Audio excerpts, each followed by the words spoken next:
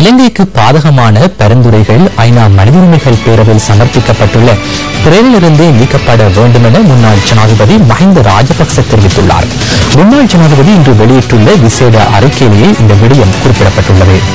மனித உரிமைகள் பேரவையில் ஏகமனதாக பிரேரணை நிறைவேற்றப்பட வேண்டுமாயின் அது இலங்கை மக்களின் அபிலாஷைகளுக்கு அமைய காணப்பட வேண்டும் எனவும் அந்த அறிக்கையில் மேலும் தெரிவிக்கப்பட்டுள்ளது. ஐக்கிய நாடுகளின் மனித உரிமைகள் பேரவையில் சமர்ப்பிக்கப்பட்டுள்ள இலங்கை தொடர்பிலான அறிக்கை குறித்து வவுனியாவில் இன்று சந்திப்பொன்று இடம்பெற்றது. வவுனியா நகரசபை மண்டபத்தில் இன்று முற்பகல் நடைபெற்ற இந்த கலந்துரையாடலை தமிழ் சிவில் சமூக அமையம் ஏற்பாடு செய்திருந்தது. இலங்கை மீதான அறிக்கை குறித்து வவுனியா பிரதேச மக்களுடன் சிவில் சமூக அமையம் கருத்துக்களை பரிமாறிக்கொண்டது.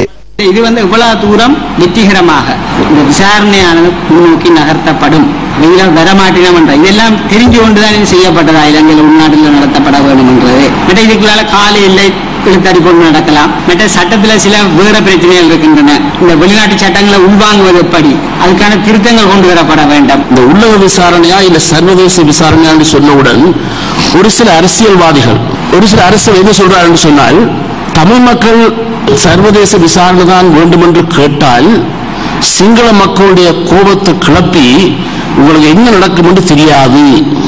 இது ஒரு பயமுறுத்தல். இப்படி பயமுறுத்தி கொண்டு ஒரு நீதி கேட்க முடியாது. இந்த காரணங்களை வச்சுக்கொண்டு நாம் பார்க்கிற பொழுது இந்த உள்ளக விசாரணையில எனக்கு கிஞ்சித்தும் நம்பிக்கை இல்லை. எங்களுடைய சக்திகளுக்கு அப்பால் நாங்கள் விரும்பியோ விரும்பாமலோ ஒரு பொறிமுறை இந்த 30ஆம் தேதி எங்கள் மீது திணிக்கப்பட்டால் எத்தனையோ இடங்கள் படிதாண்டி தங்கள் உறவுகளை தேடிய உறவுகளுக்கான நீதி பற்றி அந்த மக்கள் என்ன செய்ய வேண்டும் என்பதிலும் எங்களுக்கு தெளிவிருக்க வேண்டும். எது அப்படி இருப்பினும் இந்த உள்ளக விசாரணையில் எங்களுக்கு எந்தவித நம்பிக்கையும் இல்லை.